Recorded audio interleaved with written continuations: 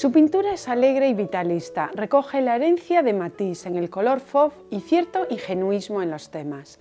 Artista de larga trayectoria, nacido en Venezuela pero asentado en Pontevedra, donde ejerce también como profesor en la Facultad de Bellas Artes. Analizamos la obra pictórica y gráfica de Manolo Dimas a raíz de su muestra aquí y allá en la Sala de Arte del Correo Gallego. Gracias por acompañarnos, Manolo Dimas. Vamos a empezar con un cuestionario breve para conocerte. Nacido en Venezuela, ¿qué relación mantienes con la madre patria? Pues la verdad es que yo me vine muy pequeño, yo soy hijo de inmigrantes, y entonces no he vuelto a ir, o sea, realmente no he vuelto a ir. Lo que sí que he tenido siempre es una relación muy estrecha, pues con gente venezolana. O sea, por ejemplo, mi galerista, Eugenia Niño, que era la directora de la Galería Sen, ahora es la directora de la Galería Abuela Pluma, es venezolana y bueno, siempre hacemos chascarrillos así de lo que pasa y esas cosas. O sea, que uno no es de donde nace, sino de donde vive y trabaja. La verdad es que el otro día lo estaba hablando con Susana, con mi mujer, ¿no? Porque los que hemos vivido en tantos sitios por circunstancias, pues bueno, pues porque tu padre se va a trabajar a un sitio y luego va a otro y luego va a otro.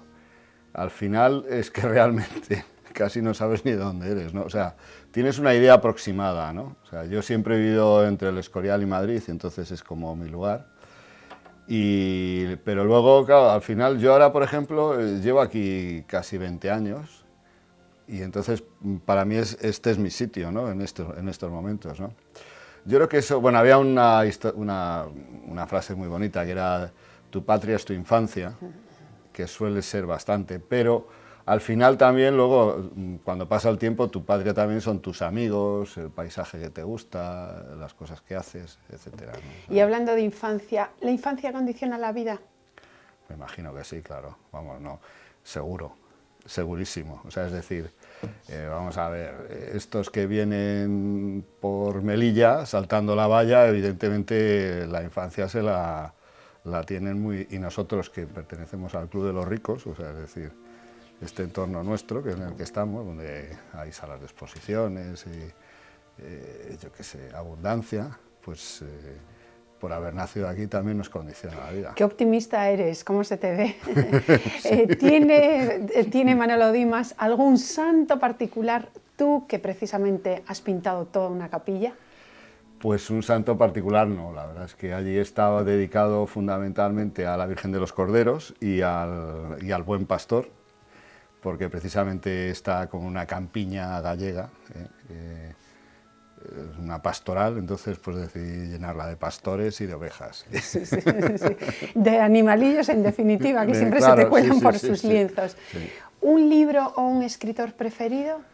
Hay muchísimos, pero bueno, ahora el que estoy leyendo ahora, que te comentaba, es Tom Wolfe y es Bloody Miami, que es así una historia de los cubanos que llegaron a Miami. No he llegado todavía, hay un entramado ahí de las galerías de arte, lo que está pasando en Miami y eso. Y es también pues un poco lo que me gusta, el tipo de escritor que me gusta, que es así un poco irónico, ¿no?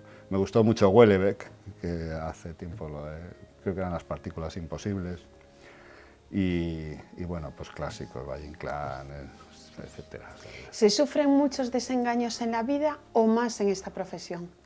No, yo creo que en la vida. No, nuestra profesión, la verdad es que es una cosa que normalmente, aunque hay una parte que tú tienes interiorizada y que no te queda más remedio que hacer, o sea, es decir, yo creo que lo del arte es una cosa como que no te queda más remedio que hacer.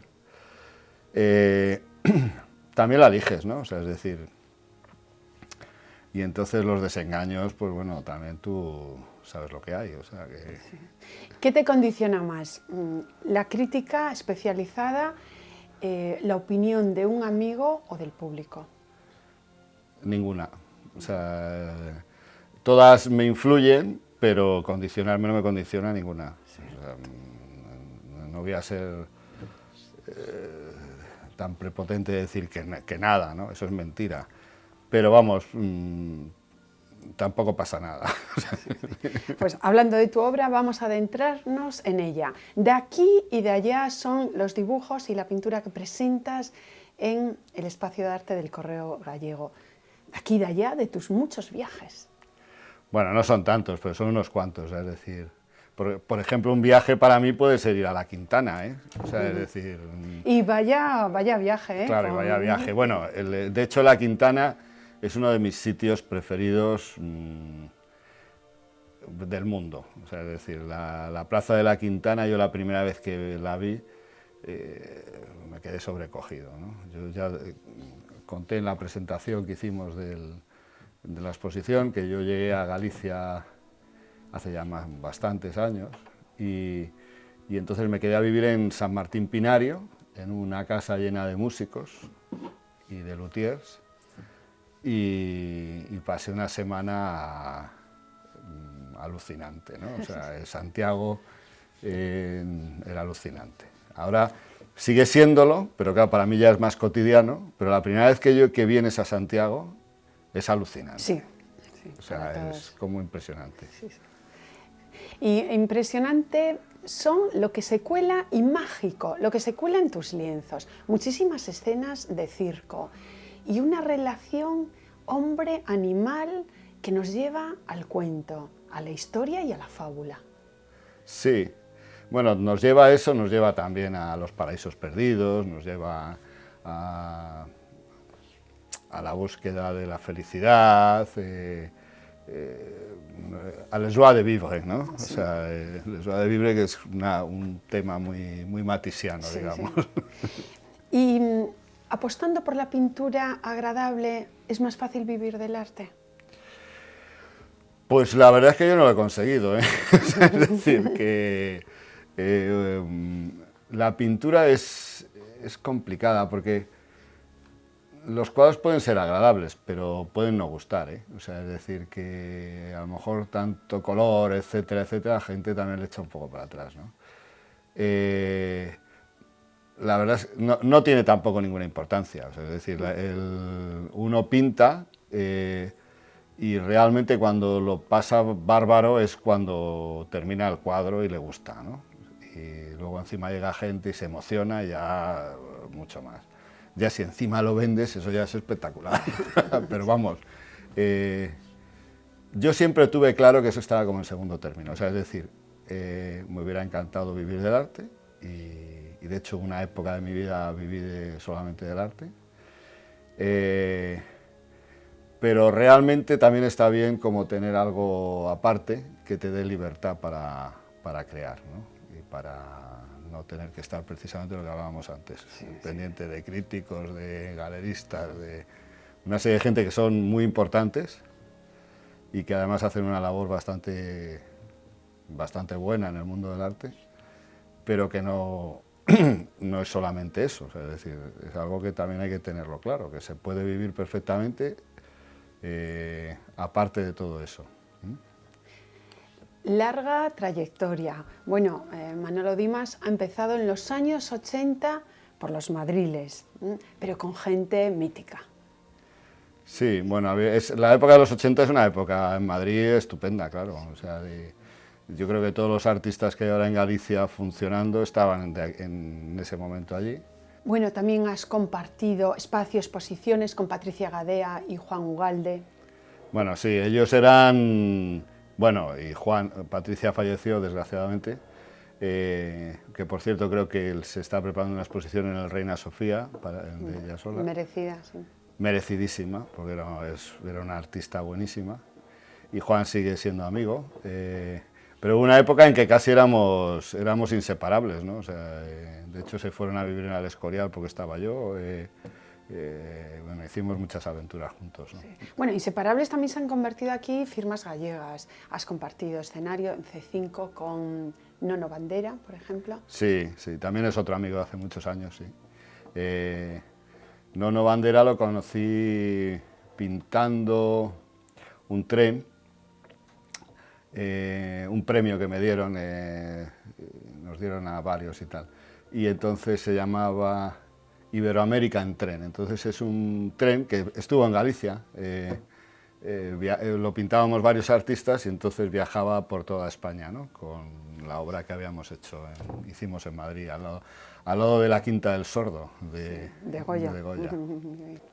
En toda tu obra, bueno, se percibe, estamos viendo ahora en ese color fauve, a Matisse, pero también la huella de Picasso, sobre todo en esos desnudos clásicos. Ya me gustaría. Sí, claro, bueno, pues yo creo que eso es una tradición de la pintura, o sea, es decir, podemos hacer una correlación. Pensemos en las cráteras griegas, por ejemplo, sí. Pensemos en Ingres, pensemos en Picasso. O sea, hay como una serie de relación de la línea en el dibujo que, bueno, empieza fundamentalmente con los griegos, ¿no? O sea, pero que a ti te interesa. No, me interesa muchísimo, claro. Sí, sí, sí. Muchísimo. ¿Y es con lo que primero empiezas con tus alumnos, por ese dibujo? No, los alumnos, la verdad es que trabajamos un poco clásico, porque siempre he dado cursos como primeros, ¿no? Segundo, tercero, etcétera, ¿no? Y aparte de que les doy libertad, pero sobre todo estudiamos cosas. Cuando doy dibujo, por ejemplo, pues me gusta mucho que hagan modelo, que lo estudien. Me gusta también que hagan línea, pero también que hagan la parte de sombra, etcétera. Y cuando les doy clase de grabado, me gusta el grabado clásico. Me gusta que hagan agua fuerte, me gusta que hagan agua tinta, me gusta que hagan punta seca, que hagan silografía. Y porque es muy enriquecedor, o sea, es decir, este tipo de cosas que suena como antiguo. Sí. Antiguo, pero que es otra de tus facetas, la obra gráfica, por ejemplo. Sí, pero digo que lo de trabajar así, técnicas pues, del dibujo, del grabado, etcétera, suena como extraño, ¿no? Ya como pero es fundamental, raro. El hombre tiene que ser fundamental. No se puede empezar la historia del arte por el revés, desde la instalación. Y entonces, bueno, pues me gusta mucho que lo aprenda, porque yo creo que es una riqueza, o sea, es decir, para mí dibujar es un placer, o sea, aparte de ser una herramienta fundamental para nuestro oficio, si quieres llamarlo así, es un placer, o sea, que con un blog puedas inventarte cosas, eso es como pues, solamente un lápiz y un blog, ¿no? O una mesa a veces, está muy bien. Y ahora viendo tu obra, se ha desnudado de elementos. Antes había más horror vacui. Sí, claro, eso es una cosa que los pintores siempre hacemos, fundamentalmente, aunque luego podemos volver otra vez a rellenarlo de cosas, ¿no? Pero tú vas limpiando, claro, o sea, te van sobrando cosas que la idea es con poco decir más, ¿no? O sea, hay una frase mítica de Malevich, que no me acuerdo cómo era, pero bueno, la idea es menos es más. Sí, sí. Entonces, fundamental, normalmente se va hacia ahí, ¿no? Aunque luego se puede hacer como hizo Picasso, o sea, es decir, partes de una síntesis del cubismo analítico y se pasa otra vez a lo griego y a la locura, ¿no? ¿Y cuáles son esas fuentes de inspiración? Porque hemos visto abajo, por ejemplo, el cuadro grande. ¿Te inspiras en las muñecas rusas, en las matruscas?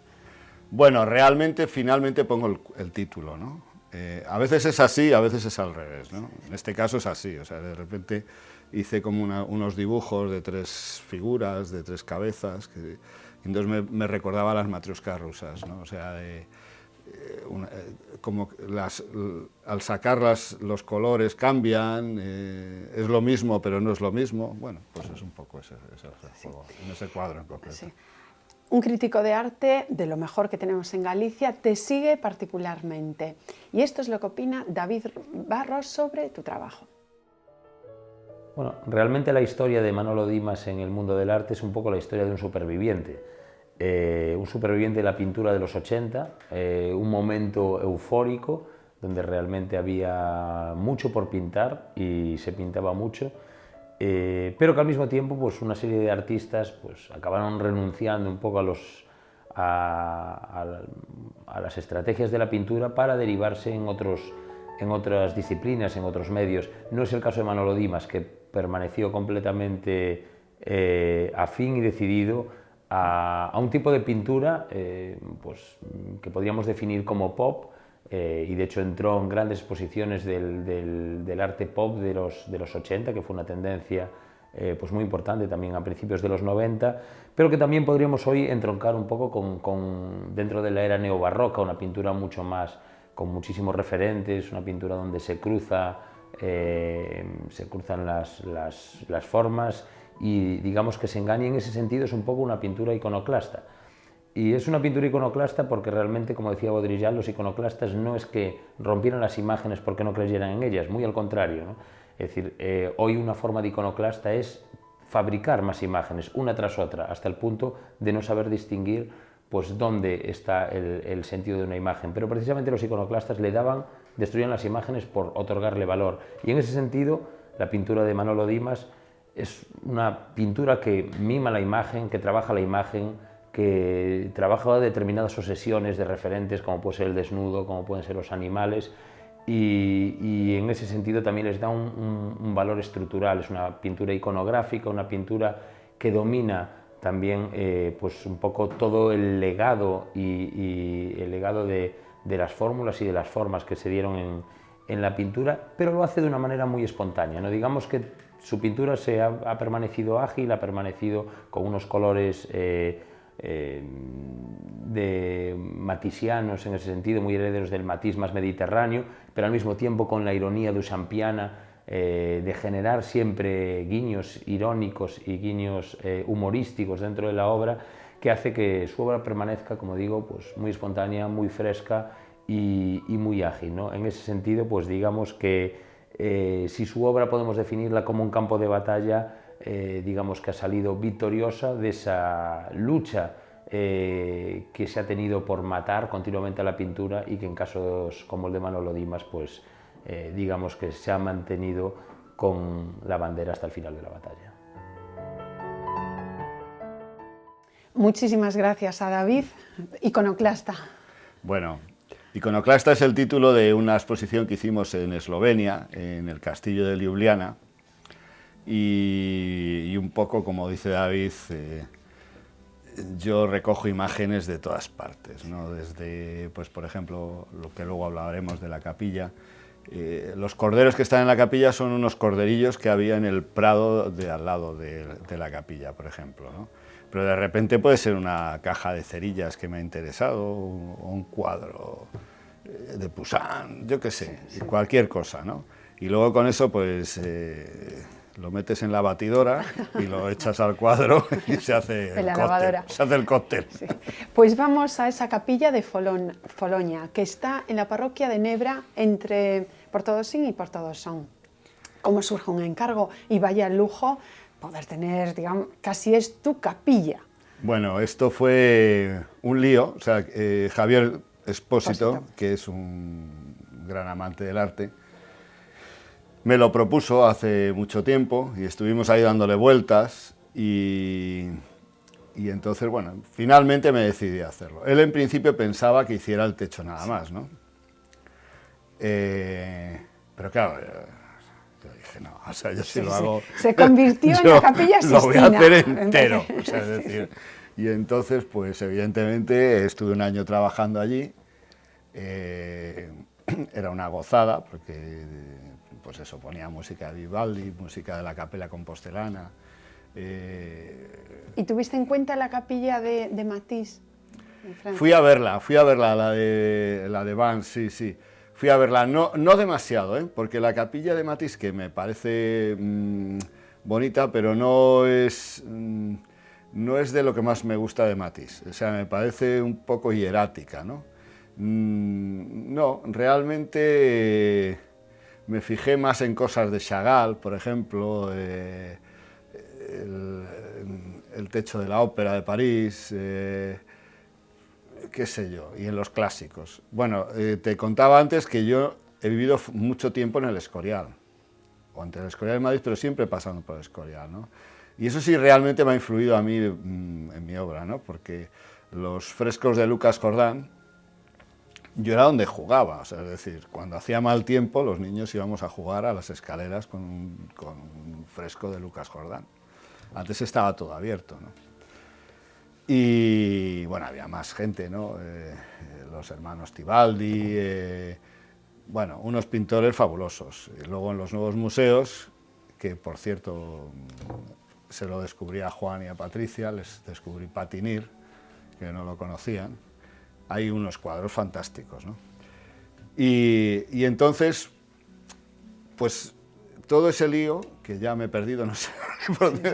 Estábamos con la capilla, que Sí, sí. empezó siendo Vale, solamente, claro, pues entonces, evidentemente, tiene que haber Lucas Jordán en la capilla, o sea, en la espacialidad y cómo no tiene nada que ver.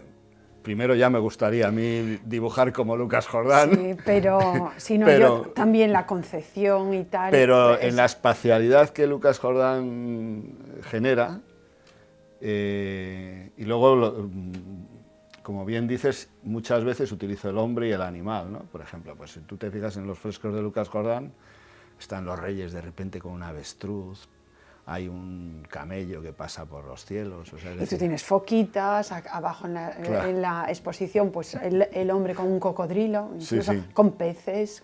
El hombre con un cocodrilo ya te conté que es de un circo muy pobre que había en el sur de Francia, y entonces estaba como bueno, pues detrás de unas... ¿cómo se llaman? Unas caravanas, y de repente salió el hombre este con el cocodrilo en la mano. O sea, es una cosa que me... Lo tenemos aquí. Sí, sí, me pareció fascinante. Sí, sí. Bueno, y la capilla está terminada. La capilla está terminada. Sí, sí. Costó su tiempo, pero ya digo que se ha convertido casi en la Capilla Sixtina. Bueno, Sí, desde luego mucho colorido, yo la he visitado. La Petit Capilla Sixtina. Sí. Has trabajado con galerías emblemáticas, aquí en Galicia con C5, has trabajado con Moriart y también con Sen. Qué pena del cierre de tantos espacios expositivos. Bueno, es un problema, yo creo que no tanto de crisis, sino de proyecto, ¿no? Bueno, hay veces que las cosas familiares, pues a veces influyen y tal, ¿no? Pero yo creo que también hay que tener un proyecto muy asentado para sobrevivir en el mundo del arte, y en el español en concreto, claro. Sí.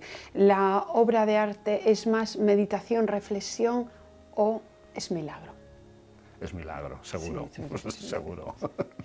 Seguro. Sí, tú has sido de tanto pintar espacios religiosos. Seguro. Bueno, Dimas, realmente no nos queda ya tiempo. No sé si nos recomendarías, además de la tuya, alguna exposición que en este momento.